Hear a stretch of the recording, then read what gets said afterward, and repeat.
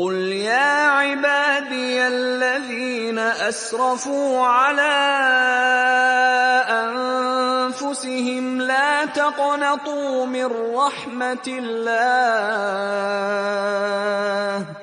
إن الله يغفر الذنوب جميعا إنه هو الغفور الرحيم. Dalam pertemuan kesempatan pertama kali ini kita akan menyebutkan hanya beberapa saja. Hanya beberapa saja. Dengan tahu ini, Anda akan tahu musik halal atau haram. Cukup. Ya. Cukup. Gak ada satu sahabat pun menghalalkan, ya. Gak ada para ulama salah menghalalkan. Ulama 4 madhab bahkan 8 madhab sepakat haram. Ya, hati-hati. Kalau sudah kita jelaskan ternyata pengharaman sangat jelas, gamblang, kemudian masih ada orang yang menghalalkan, hati-hati. Dia masuk dalam satu dosa yang besar, menghalalkan apa yang Allah haramkan. Bagian penghalalan dan pengharaman bukan hak Anda, bukan hak kiai Anda, ustadz Anda, ustadz saya, kiai saya, ya, bukan. Tapi itu haknya Allah Subhanahu wa ta'ala. Halal haram haknya Allah. Kalau ada orang menghalalkan apa yang sudah Allah haramkan, berarti dia telah mensekutukan Allah Subhanahu wa ta'ala dalam perkara ketaatan. Barakallahu fikum. Dalam perkara itu yang merupakan hak Allah Subhanahu wa ta'ala. Itu haknya Allah. Jangan Allah dijadikan tandingan. Allah sudah mengatakan halal haram, menentukan halal haram, terus ada manusia yang kita jadikan panutan, dia menghalalkan apa yang Allah haramkan. Berarti dia ini telah menjadikan bagian kekhususan Allah. Ya. Maka ini nggak boleh. Nggak boleh. Ini termasuk apa? Fima huwa min khasaisillah. Merupakan kekhususan Allah. Min uluhiyatih, wa rububiyatih, wa asma' wa sifatih. Termasuk uluhiyahnya Allah, peribadatan kepada Allah. Termasuk halal haram. Itu uluhiyahnya Allah. Kekhususan Allah. Rububiyahnya Allah, asma dan sifat Allah nggak boleh disekutukan, ya, nggak boleh disekutukan. Allah mengatakan halal haram, yang ini ada yang menghalalkan apa yang Allah haramkan.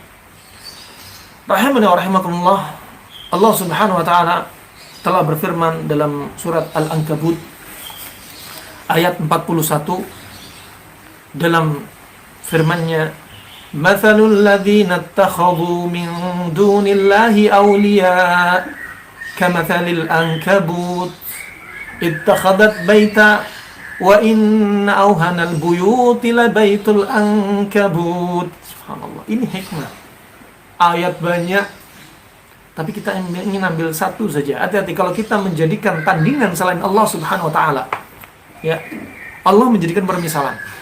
Kata Allah Subhanahu wa ta'ala, permisalan Allah memisalkan permisalan orang yang mengambil, yaitu menjadikan selain Allah aulia. Allah waliyuna, Allah itu wali kita. Orang yang mengambil wali selain Allah.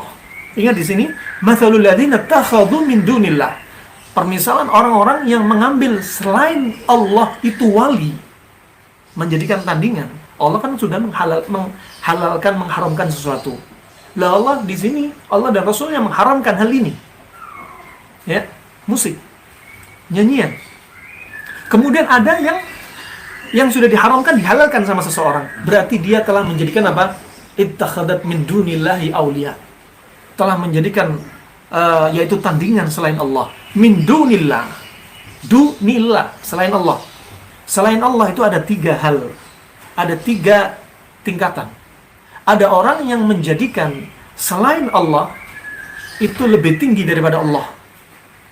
Ini satu. Yang kedua, ada orang yang menjadikan selain Allah, antara Allah dan tandingannya, antara Allah dan wali dia dijadikan sejajar. Yang ketiga, dia menjadikan tandingan Allah dan tandingannya itu lebih rendah daripada kedudukan Allah Subhanahu wa ta'ala. Alhasil semuanya syirik. Tidak boleh. Ya, kita berarti telah menjadikan apa? Tandingan selain Allah. Allah jelas menjadikan hukum. Ya, kok dijadikan tandingan? Ada orang yang berucap menghalalkan apa yang Allah haramkan, hati-hati. Apa kata Allah Subhanahu wa taala setelahnya?